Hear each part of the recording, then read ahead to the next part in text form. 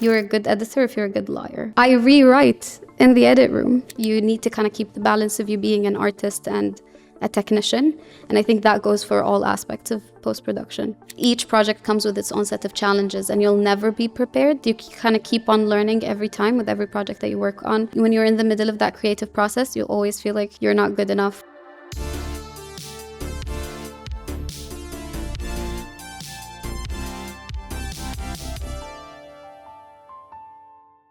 Hi, I am Moza, and this is the Ajyal Show podcast. A film is a series of carefully organized shots designed to evoke deep emotions. The order and the rhythm of frames can profoundly influence how a story is told. Today, we'll dive into the world of post-production, where editing, visual effects, sound design, and color grading come together to bring a film to life. Basically, how can raw footage be transformed into a compelling visual narrative? Our guest today is the first Qatari woman to make film editing her profession. She currently leads the post-production department at Qatari Studios, guiding a talented team of editors, visual effects artists, colorists, and sound designers. She worked on major projects, including content for the FIFA World Cup Qatar 2022, the first Qatari sci-fi TV show Medina, and the TV miniseries 3 Knees Deep. So let's start this exciting discussion with our guest, Maryam Al Sahli. Welcome to the show. Thank you so much. Thank you for having me. How have you been? Good, alhamdulillah. So let's start with something general. How did you start your way into the world of film, even before editing? That takes me back to a really long time ago. I've always been fascinated with TV, actually, before film. Even as I'll tell you a little secret. I'm still a huge fan of Buffy the Vampire Slayer. I was in the 3rd grade when I used to sneak in and try to tape the episodes behind my parents' back because we were not allowed to watch the show because it was supposed to be like gory and like it's a teen show and you're a kid and you're not supposed to watch it. So I used to record it, come back and actually, like, being the geek I am, would study it. So I liked the sci-fi concept of it. I liked the storytelling. And I didn't know, but like what I liked about it exactly. I didn't know that this was like a career choice or whatever it was, but I really liked how stories were put together. I never thought editing would be something that I would be doing. It was just like storytelling that like attracted me. And then in high school, when I was supposed to be like making a decision on what I want to do with my life, the closest thing was media. So I studied in Qatar University, broadcast communication. We didn't get to do films, but we got to do like documentary reports. And that kind of took me here. And how would you say you got your education about film, even if it was not fully like formal university education? How did you learn more throughout your journey, whether from experience or other sources? I think it's consumption. Like you watch a lot of content and then that naturally kind of shapes how you see the world or how you see like storytelling. I used to put things on YouTube because I used to cut them together. In university, we got introduced to resources that we would go and read to kind of help us think more about how to tell a story factually instead of it being like romanticized. When I was still in uni, DFI started and they started having workshops and I started coming to those workshops and meeting people here. And how would you describe the transition from liking films for storytelling to moving towards editing? Like what attracted you in editing that you could not find maybe in writing the script or other roles within the filmmaking industry? So when I was in university, we used to kind of do the whole thing as a package. Like you would go, write the idea, hold the camera, interview the people, cut the pieces together, because we were supposed to learn all the different aspects of making a film. I never really thought of it as like parts to a whole, like you would do the whole thing and not do just one part of it. When DFI started, that was like, for me, it was where I wanted to be. So the minute I received news that I got my last grade in university, I opened the website and there was a web producer role that was open. So I applied, I sent everything that I had, I had samples of scripts that I wrote, videos of things that I've cut together, samples of things I did in uni. I remember it was like 2 a.m. and I'm like trying to put everything together. 7 a.m. I received an email back from the head of content back then. And I'm like, it's only been what? Like it hasn't been 12 hours since I sent the email. But it's like, oh, if you're in Doha, like let's like come and I want to meet you.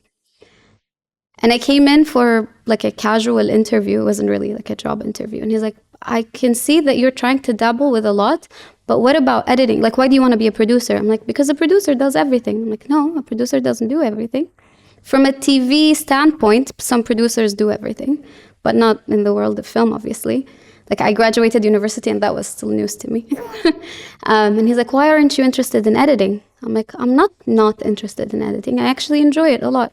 And he's like, we didn't advertise this role on the website, but would you like to be an assistant editor? Would you want to join as an assistant editor? I'm like, anything. I would come, I would work for free, I would do whatever, like just, I need to be here. And he's like, okay, come meet the team. And I worked with the team here back then, Rob Neild and Mekki, who's still here. Hi, Mekki.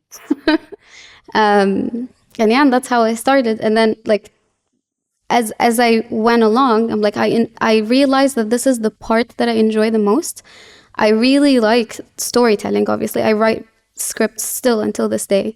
I would want to direct, but editing is kind of like putting the puzzle together, where you sit alone, you like have your cup of coffee, turn down the lights, and stay with the footage and try to put things together and see how like just changing the sequence of the shots would give you a different meaning, give you a different feeling.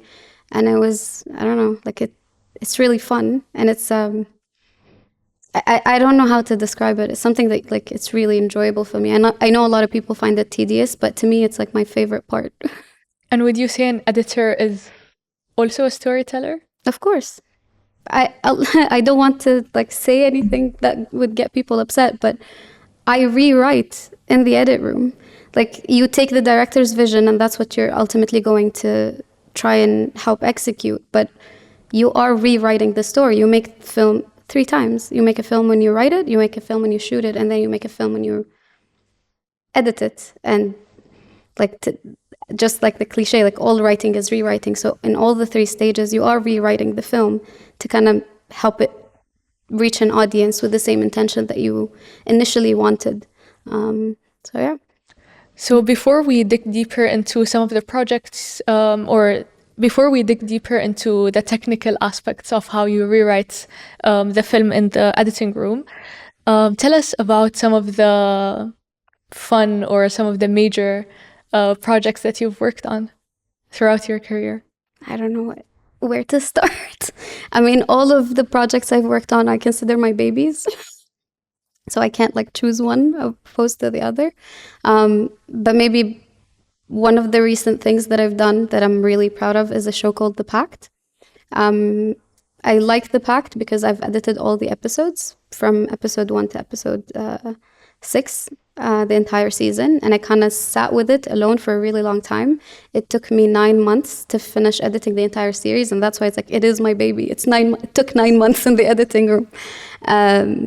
It is a sci-fi thriller about, actually, we were like that. The show came out before COVID, but it was about a plague that kind of took over the earth, and people are trying to survive. You manifested it. I mean, I did not write it. It is a show that we feel like really passionate about. It's directed by Ahmed Al-Bakr. It is produced by Qatari Studio, so it's a Qatari production, but it was shot half of it was shot in Romania and Bulgaria, and half of it was done in Qatar. But I guess like if I would want to choose a specific show that I would want to talk about, is Medina is the first sci-fi show to ever come out of Doha. It's a 7-part series that was shot completely in Qatar, with members of the cast being Qatari, members of the crew being Qatari, and it was the first TV show that I've edited. I've edited 2 episodes from that season. It is a Qatari Studios original that got bought by Stars Play, and now you can watch it on Stars Play as their first original from the region. If you're talking to the film community in Qatar, at least people who've been working here for the past 10 years would talk to you about Medina with such like fondness. People call it the dream. Medina is the dream because it was something that we all didn't really think was achievable at that time, especially considering the scale of it, and also because it's sci-fi, it's not something that people usually are drawn to in the region, or that's what we thought. But we're trying to prove that wrong. Yeah.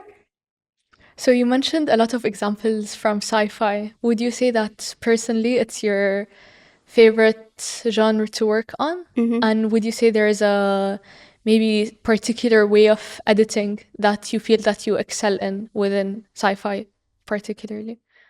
Two parts to that question. The first part being sci-fi. I think sci-fi is the genre, like sci-fi thriller is the genre that I'm drawn to the most personally, because I like the way that you kind of use a medium that's not necessarily that direct or that straightforward in a way that could help you communicate maybe social issues or things about like mental health or like human interactions, day-to-day stuff in a package that's a little bit interesting and a little bit different. And it could be an easier pill to swallow sometimes if you're dealing with sci-fi.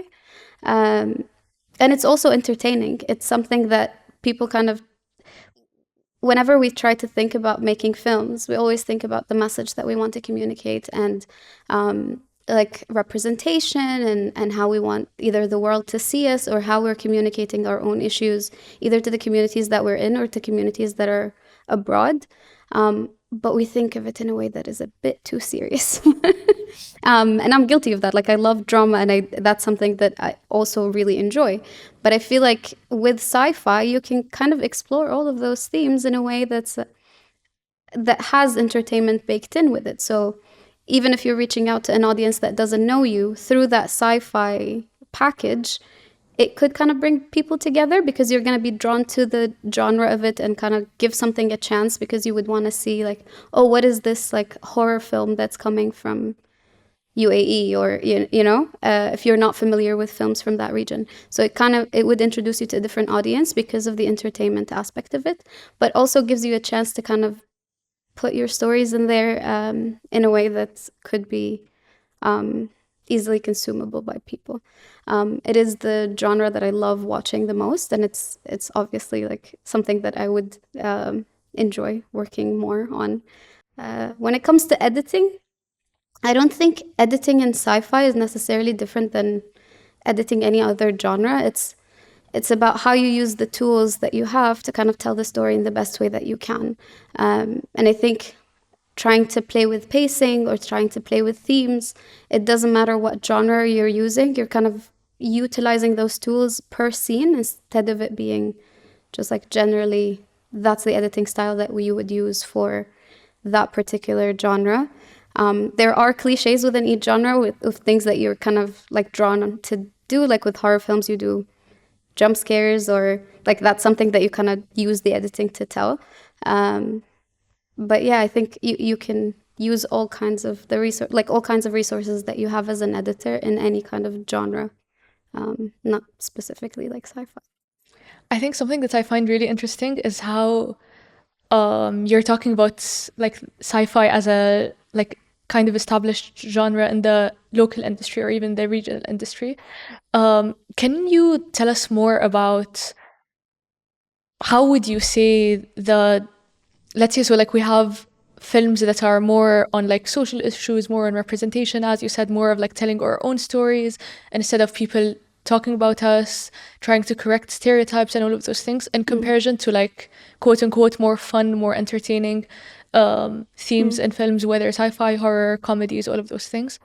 How would you say because I would assume that society or the people or like any audience would say that the films that have a more serious message are more important in the industry, especially in an industry that's trying to establish itself and is not known as like an entertainment, huge studios industry. So can you tell us more about that? Maybe how it evolved throughout the years of you working in the industry? Is it better now? I think we're very young still in the region to kind of have those experiences that we'll say that this defines how we tackle film. But in general, sci-fi all over the world, when it started, it kind of had social commentary baked in. So even if you're talking about vampires, like vampires as like the soul-sucking entity that kind of draws, like takes advantage of people. You can talk about capitalism through that. You can talk about so many different things through that. When you're talking about zombies, for example, it's still people being mindless. You know, it's like you can kind of still see the social commentary through sci-fi. Doesn't matter what region it comes from. And you can kind of explore a mythology of a region through the sci-fi package, and that you can share with the world. Like specifically the jinn mythology for us, for example, when you're talking about jinn, people wouldn't think that you're talking about sci-fi because they don't see it as sci-fi. They see it as something that they believe in, and they like it's a part of the culture. So they're not going to see it necessarily as sci-fi in the same sense that we would see it as sci-fi because they believe like jinn exist. You know what I mean?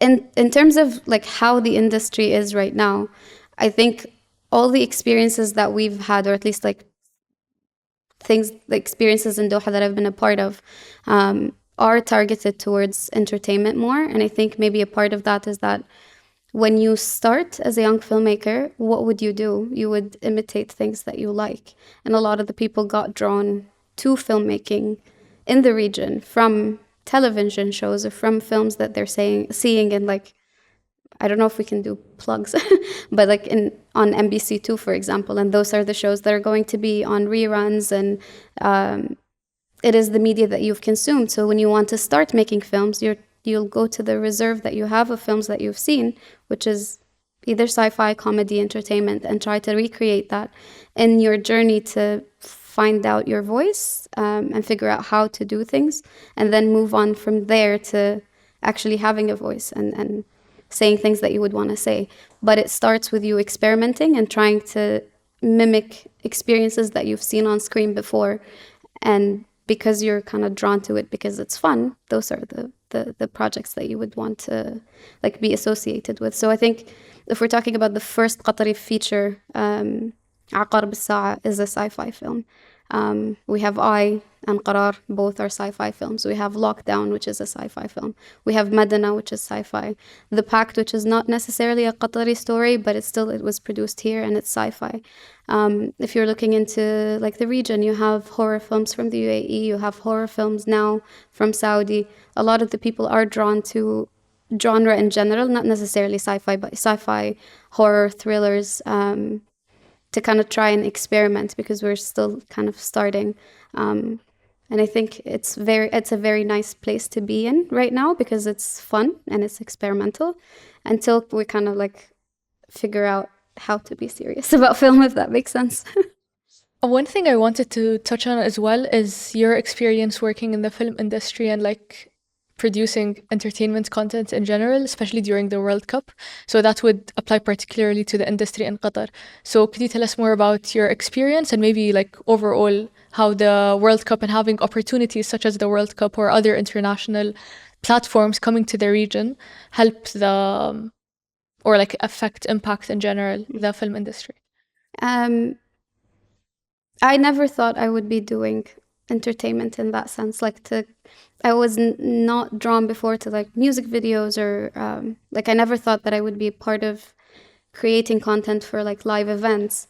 But I mean, when the World Cup started, like everybody had to be a part of the World Cup, and we were lucky to kind of be in the heart of it and be able to participate in the most entertaining aspect of it. For my, I'm not a football person. I'm not like we all got sucked into the experience of the World Cup here. But initially, I'm not a football person. I'm not interested in the games. It's not something that I thought that I would be ever a part of. But then working in Qatari studios, we got the opportunity to work on the music, which was really entertaining. It was really fun. It was my favorite part. I mean, it was such an earworm, and we had to hear different versions of it and versions that never made the light. And it's like you'll have the version that's stuck in your head, and then you'll sing the wrong lyrics, but they're not the wrong lyrics. It's just an older version of the song, and kind of see how that progressed. I never thought that I'll be able to work like on act like or be a part of the behind the scenes of music in the same sense that I was in at the World Cup. Um, Editing a music video was like really different. You have to put in a different hat. A lot of people think that editing is just editing. You come and sit on an edit bay and like on Premiere or Avid or whatever and try to put something together. But if you're coming with the mentality of a storyteller and you try to kind of become a music video editor, it's a completely different skill set. It's a completely different game. You have to be more mindful of your pacing. It doesn't necessarily, like, continuity is not a thing. Like you have things that you hold as like your holy grail, and you kind of take it, toss it out the window, because now you're cutting something in a completely different way. And guess what? Like, the first time that you have to do it, it has to be for the World Cup, which is something that's going to stay there forever. So no pressure. But it was really fun. It was really, really entertaining. I had the privilege to work on the emotional video that was a part of the ceremony. And I had access to footage that has never been seen before. And it feels like such a responsibility, but it feels like for me, I think that's one of the proudest moments of my career. Like, I was able to kind of do that and have that connection for something that resonated so well with my people. You know, it's not just about the concept of editing, but like, to me, kind of like you're a part of history now somehow. I'm not saying that like, oh, I don't have a big head or anything. But it was like very humbling to think that, like, who am I to be handling something that's like this big? Yeah, it was like, it was a weird experience. One of the pieces of content that we had to do as well was we had to film content to be displayed on screens with Morgan Freeman as like a cutaway for the speech between him and Ghanem al-Miftah. And we filmed it in the studio. I was sitting right there with Ahmed next to me. Ahmed was directing. I mean, I've been working with Ahmed since 2011. It's like we've kind of started our careers together. And he was directing, and I was kind of playing back something in the screen behind Morgan. And then when he left, like, we kind of looked at each other. I was like, did this really happen? Like, this is weird. But yeah, like, you get experiences here that I don't think a lot of people would get. Beyond the personal level, would you say that it pushes the industry? Because like what I imagine is that if you have like the World Cup or any international event, people would say that, oh, we got like infrastructure and all of those things because of the World Cup, and like it was a way of accelerating the development, basically, the on-the-ground development. But would you also say that this would apply to the more creative, more cultural landscapes and fields of the country as well? Because you have to push yourself to work with such big figures and content that the whole world would see. Like, a lot of people would just assume that you'll get a very international, very experienced crew to handle everything because, oh, you haven't had the experience dealing with something at that big scale. But we had the trust to do this. We had people who are supporting us saying, no, you as Qatari creators who are here, you've been proving yourself working for a long time, you're able to handle this. So yes, we are lucky because of the circumstances, but also we got the support. And having that feeling of knowing that you're in the track doing something that you love and you're getting the backing to do what you want to do is phenomenal. So let's move to the more technical part of post-production and editing. So would you walk us through what would you do as an editor after the shooting? So the shooting is basically when you'll get the actors or whoever is in the scenes to act out the shots and the scenes that you want, and then you have all of that footage on memory cards, I assume. What do you do with that?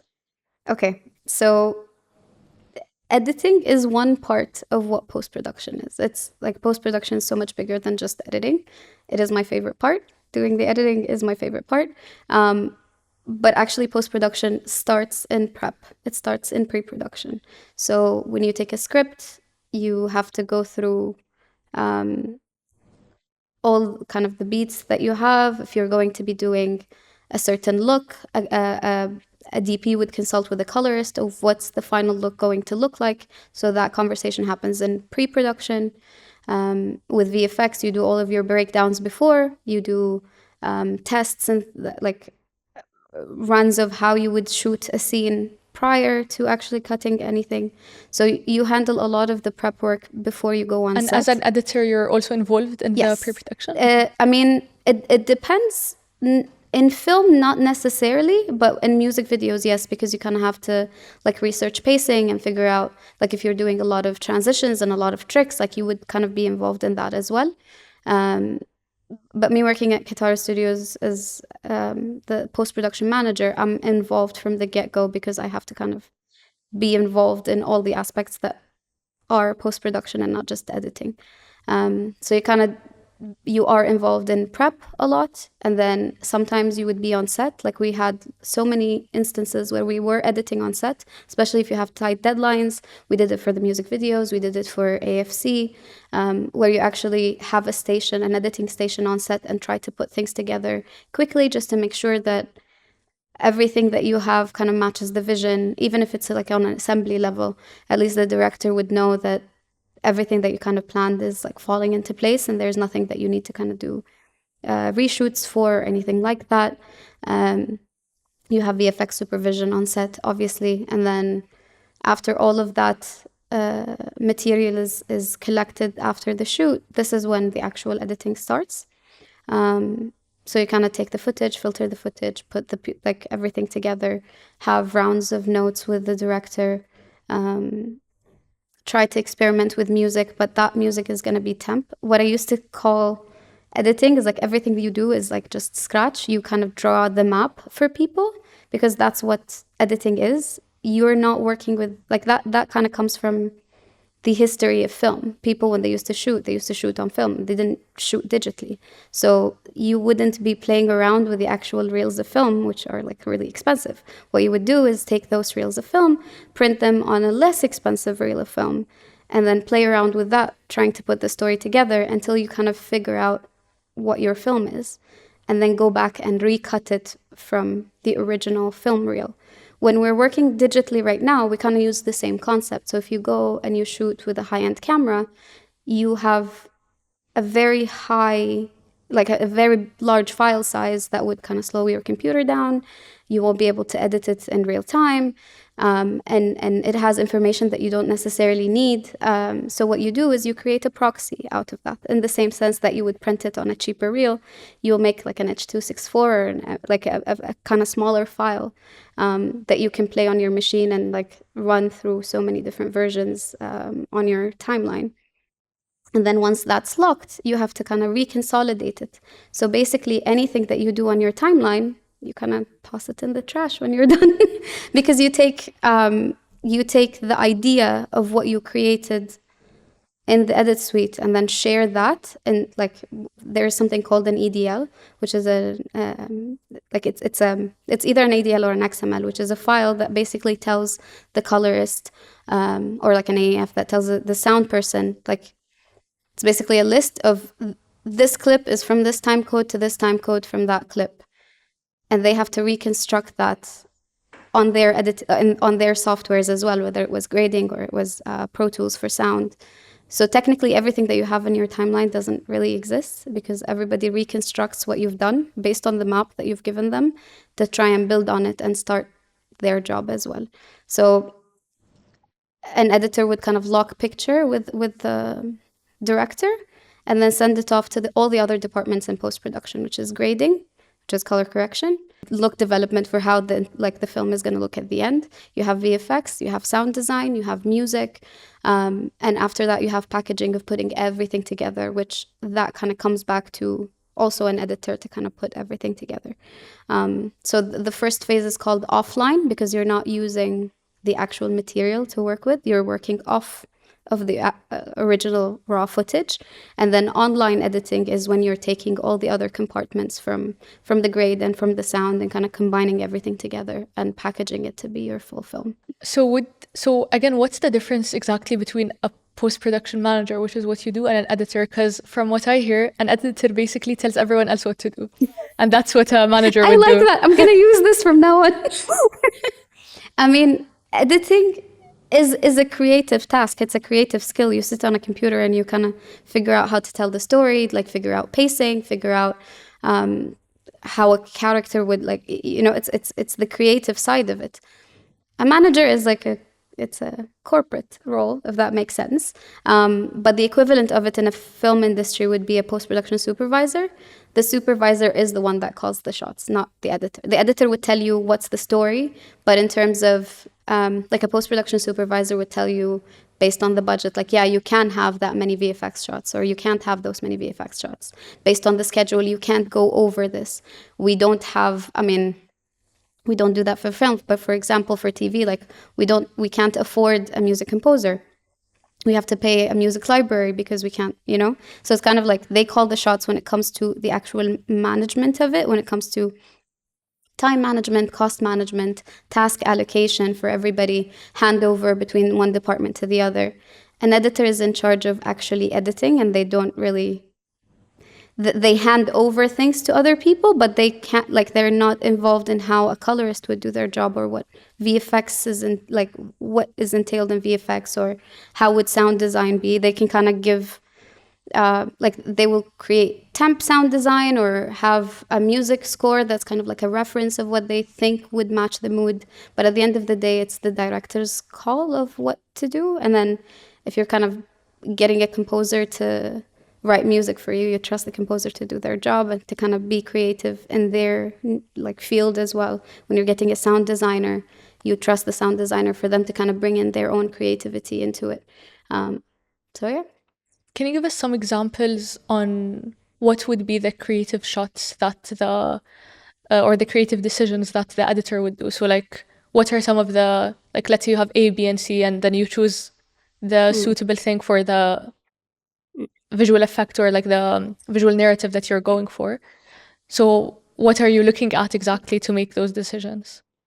I mean, your first guide is obviously the script. You kind of take the script. That's the process. I mean, everybody has their own way of doing things, but that's how I would do it.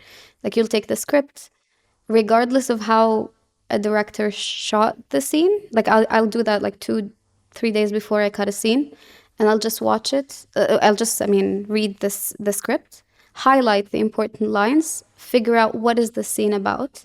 Like, oh, who's the hero of the scene? Like, which character is the hero of the scene? What are they, like, when they walk into the scene, what do they want? Do they get what they want? Do they not get what they want? And kind of break it down on paper. I would leave it, come back 2-3 days later, and then see how the director blocked the scene. So what kind of lines did they did, like, what did they decide to have as a close-up? What did they decide to have just, like, did they do the entire scene as, like, one take? Did they decide to have, like, multiple coverage? Did they cover something specifically that maybe you didn't think, like, is it a 2-shot? Is it a 1-shot? And then based on those coverage, I would go and, like, kind of choose the best performances and then kind of try to marry the two. Like, my idea of how the scene was, and then the execution that the director did it, and then see if we kind of got the understanding of the scene the same way, or he had, like, a different interpretation for it. And I would kind of assemble that scene. Everywhere in the world, a lot of people, especially like when an established industry, you will have assistants of assistants and then assistant editors who would do assemblies for scenes. I didn't grow up with an assistant. I worked alone for most of the shows that I've done. So to me, it's very precious. Like, the first time that you kind of filter through the material is where you kind of make your calls and your judgment. It's the time that you call the shots because you kind of are alone with the material, consuming it for the first time, trying to kind of see. I think the main thing for a drama editor is the performances, like, to see what flaws were there, what, like, good performances are there. And then you kind of assemble it in the way where it kind of makes sense to you, and then share that assembly with a director and then have a conversation beyond that. So it's like if it's a very emotional scene, like if it's a very emotional line, for example, or it's like a button of a scene where you know this line is important and you want people to kind of pay attention to it, you'll cut to the close-up because it's like I'm telling you, like, emphasize on this, this is important. Or if it's something where it's like you need to kind of, it's somebody who's throwing a word, like maybe it's a bully, let's say, and somebody's like bullying somebody, you wouldn't want to see the bully, you would want to see the person who's bullied because you want to go with the emotion of it. So it's those calls, is like, when do I cut to a reaction? When do I linger and have like just like breaths of air in between? We don't have to do it where it's like a line by line, a line by line. You decide like the pacing of it, like where do I linger and where do I cut? Sometimes you would kind of fake interruptions in a scene because you think like, oh, maybe you want to push the buttons of this character, so kind of making it sound like people are interrupting each other would give you a better result, but it would still fit within the same theme of the scene that you kind of figured out on paper, or like the general, like, how is this scene moving the story forward? I read once that editing is kind of like grammar. If you think of it this way, it's like, you know, when you have a paragraph, this, like, all the lines in this paragraph is whatever has been shot. And then you kind of come in and decide, where would you put an apostrophe? Where would you put a full stop? Where would you create space? That's what editing is. And that's how, like you kind of try to write it basically on the timeline of me trying to kind of show you that this is a consumable nugget here and a consumable nugget here, so that people would kind of get the sense and the emotion. And a lot of the people sometimes would say like, oh, this performance is bad. I'm like, it's not the performance, it's the way that it was cut. It wasn't doing the performance of the actor justice if you're kind of just doing it as if you're multicamming something and you're cutting from a line to the other without creating like the buffers or like the choppiness that it would take to kind of get the emotion across. And would you say that's a back and forth process? Or Yeah. once you decide this is the full stop, it's the full stop? No, I mean, you kind of do it, and this is the first thing. This is your interpretation of it. You kind of leave it, watch it again, try to tweak it based on what you think, and then have a conversation with the director of like, did I understand your vision right or not? And then have that back and forth. But also, like, a part of what your input is also structure. So sometimes moving a certain scene around, moving a scene from a place to a place, like from my experience, a lot of the directors kind of focus on the visuals of it. It's like, how did the shot look? Or like they're very attached to a certain camera movement that they've done, or like a creative transition that they thought they wanted to do. And sometimes it's working brilliantly, but in terms of story, it doesn't need to be there. Like, if you lose it, you wouldn't lose anything. And yeah, like I've like you get the headbutting a little bit. It's like, no, but I think this needs to happen. Then you'll sleep on it, both of you, and then come back and try to revise it. At the end of the day, it is the director's vision, but it's also the director's responsibility to kind of see other people who are working with him and kind of incorporate the input that, because like everybody's in the position that they're in because they have the experience doing what they're doing. And it's like, since that person decided that you're going to be the person who's cutting their film, is because they see something in you, if that makes sense. And they need to trust you as well to kind of help them see things that they didn't see, because as an editor, sometimes you're away from whatever happened on set. So maybe it's a shot that took them 8 hours to achieve, and you're like, yeah, but you don't need that coverage. They're like, what do you mean you don't need that coverage? That's money. We've spent money on it. It was like really hard to get that performance from this actor. I'm like, yeah, but you don't need the line. The story would flow better without that line. And it's kind of like you have to kind of be bearer of bad news sometimes. But yeah, like that's why you're there, to kind of give the different perspective or a different take on like what everybody thought it would be. It's like to kind of look at it with a fresh pair of eyes, because you'll spot things that other people didn't spot on set. But yeah, it's that relationship. It's something that like the director and the editor have to work on to kind of be, I mean, it's not always smooth, but at the end of the day, you both have the best intentions at heart. You both care about the product that you're putting out there, and you need to work together to kind of achieve it. And like that's what happens sometimes. Like even though you will be having like a really difficult time in the edit room, once that scene is done and you're both happy, it becomes like your family again. You know, it doesn't matter. Yeah. What would you say is the most difficult aspect of not like editing necessarily, but post-production in general in your experience? Post-production is kind of dependent on two things. I think a lot of the aspects of filmmaking is also the same. Like you have the creative aspect and the technical aspect. And sometimes you'll find somebody who's really creative, but they don't have the technical backing of trying to achieve what they want to achieve, which causes a lot of problems because you need to work like a well-oiled machine. And if people don't have the technical skills to be able to kind of be a part of that machine, it kind of ruins everybody's experience and everybody's job, and you have to do like rerun things and do things all over again. But also if you're coming strictly from a technical background and you don't have that touch, people will be able to tell. Like you need to kind of keep the balance of you being an artist and a technician. And I think that goes for all aspects of post-production, from editing to VFX to sound to grade. You need to kind of wear both hats and be able to kind of manage the time as well, which is like, because think of it like, oh, if you're doing a painting, you don't want a timeline or a delivery deadline where you need to be achieving things.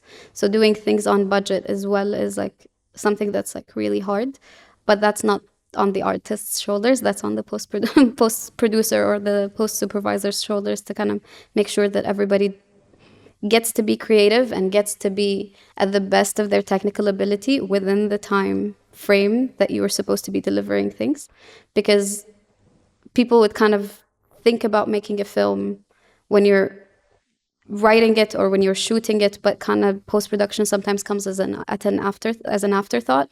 So they're like, oh, but guess what? We have a deadline, we have a commitment to this festival, or we have a commitment to this platform, and people kind of have to rush. So usually, like anybody who works in post, if you're going to ask them, they'll tell you that a big part of it is the hours, because you have to stay really long hours, try to be creative, you'll be sleep deprived, you'll be hooked on coffee, just to try and achieve something in a time frame where usually artists don't get that deadline, if that makes sense.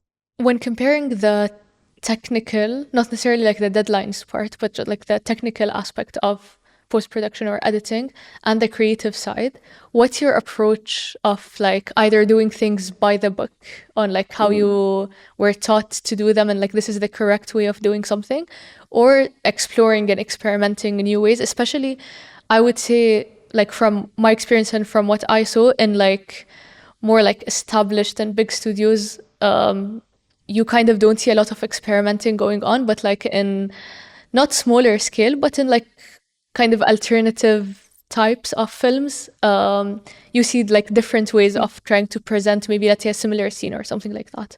So what's your approach between balancing things and staying by the book versus trying new ways and then maybe you're stuck with it in post and you can't change it? With post, it's you have that a little bit, but they're kind of separate also, because like you can be experimental and creative when it comes to the storytelling of it. But you can't be experimental on what codec you're using, what software you're using, how is the handshake between you and a different department is. This is the technical aspect of it. So with editorial, it's not as much. But if you're looking into the other aspects of things, for example, let's say grade. One of the biggest things that people would want to achieve whenever they're working on independent films, especially, is to add film grain, because they want the film look that digital cameras wouldn't give you, and you kind of recreate that in the grade. But you have a limit, because the more grain that you add, you're not going to pass quality check or like QC when it comes to certain TV stations or certain platforms. It's like, oh, this is too grainy. So this is when kind of technical skill and creative kind of compete. But for the majority of it, they don't really have to clash. Like we've done things where it's like when you're recording like sound effects, for example, you still have to set up the mic in a certain way and record in a certain way and make sure that it's clear, and then kind of go and do your experimentation when it comes to applying filters or doing things like that. Your experimentation could be of how are you interpreting that sound? What are you recording to fake that? Like a lot of people kind of do the crumbled paper to mimic like a fire sound because you can't really record fire. Like you have that creative aspect, but how would you set up a mic? You can still have creative ways of doing it, but it doesn't mean that you have to record it wrong, if that makes sense. And going back to what we started with, I would say, like circling back to storytelling, would you say that an editor becomes a better editor when they're working on a story that they not relate to, but like a story that they would tell, like a story that's in some ways their own as well, than if they were working on just like a job that they have to do and they have to edit this footage that someone gave them? Would it differ in their performance at the end of the day? I don't think they need to have the connection, like a personal connection to it, but they have to like it. You will have to like the actual process of cutting something, but at the same time, you have to kind of identify with the character that you're trying to present to the world. You have to kind of identify with the story or the message of the film that you're sharing, not necessarily relate to it on a personal level, but you kind of have to believe in it to be able to do it justice. I have this belief where I think, like, I keep on telling people, because I used to teach editing for a little bit. I'm like, if you're an editor, you're a good editor if you're a good liar. Like, the best editors are the best liars, because that's what you're technically doing. You're trying to convince somebody who's sitting on a couch at home watching a film or sitting in the movie theater that the conflict that you're seeing in the screen is real. And you have to do it with kind of as like stealth mode as possible. You don't want people to notice your, like, where your cuts are. Why are you going to that? Why are you doing this? So it's like, sometimes even if I'm not connected to the story, I'm like, I kind of like the challenge of how would I convince you that this is real? If an actor is not giving their best performance, how can I give you how can I fake it in the edit where you would think that this is their actual voice or their actual story? You do a lot of rewriting in the editing. Obviously, you'll do, like, you can add ADR, you can kind of shuffle lines around for meaning to be different. So even if you're not like 100% connected to that story, I think the challenge of you trying to convince people that this is the story is also a driving factor for me. But I wouldn't have the mental capacity to do it for a long period of time if I don't have a connection to the story that's not necessarily personal, but it's like I believe in this. I like this story. I feel like this is a film that needs to be shared with the world. We're cutting a film right now that's a documentary, and documentaries usually come in with a huge set of struggles. That's like, because you kind of, a lot of people would go and shoot. It doesn't matter what kind of camera you're shooting on. It doesn't matter the circumstances, because you're kind of following the story. So not all the visuals that you would get are like pristine, very nice visuals, or certain things were kind of captured in the middle of a moment where you don't have an establisher and a resolution to a scene. And how would you be creative with that? And for you to have the capacity to try to figure this out, you have to kind of believe in the story that you're telling for you to be able to do it. Or like, what's the point of you being a part of it? If it becomes a job, then you're, again, cutting from like camera A to camera B without breath. And I feel like editing is kind of like, it breathes soul into the footage that you see. And if you don't have that connection, you'll not be able to do that. I think one last thing that we maybe can end on, and I find really interesting, especially when you talk about how challenging it can be to try to edit a story and present it in a certain way when you have to work with what you're given, and at the same time teaching editing to other people. So I think maybe one of the most intimidating parts of the industry is the editing, because like, in addition to all of the creative knowledge and all of the storytelling skills and all of those things that you have to know to have a successful career in filmmaking, you need to know how to use the software and the tools and all of those things. So what would you say to someone that is into this aspect of filmmaking, more of the post-production technical side, but is intimidated by how much it takes maybe of knowledge and of skill to break into the industry in comparison to like other more creative aspects of it? I think people are intimidated by the technical aspect of it, even though it is the easier part to kind of get your head around, because there are a lot of tutorials now online that are easily accessible in all kinds of languages, where they would teach you like, and a lot of like, it used to be very exclusive, where you have to get like, for example, if you're thinking about Avid as an editing software, it was like, it's really expensive, you have to have the infrastructure for it. Now a lot of the editing softwares are easily available. You can download it on your computer, so you have access to the actual software, you have access to the education or the training. You can just watch YouTube videos and it would teach you how to kind of cut or like sync sound or do whatever. The creative part is where the trickiness happens, because not a lot of resources, at least like here in the region, are available. Like you have to kind of really search to get the story aspect of it or the creative concept behind editing. But also I think we lack the knowledge of what post is. That's why you don't know what to search for, because you don't know what to search for, if that makes sense. That's my personal experience with editing. It doesn't matter how much you cut, you'll always get imposter syndrome. Like when you're in the middle of that creative process, you'll always feel like you're not good enough, or like, what am I doing? Because like each project comes with its own set of challenges, and you'll never be prepared. You kind of keep on learning every time with every project that you work on, with every different, like with different directors that you're working on, with the scale of the project that you're working on.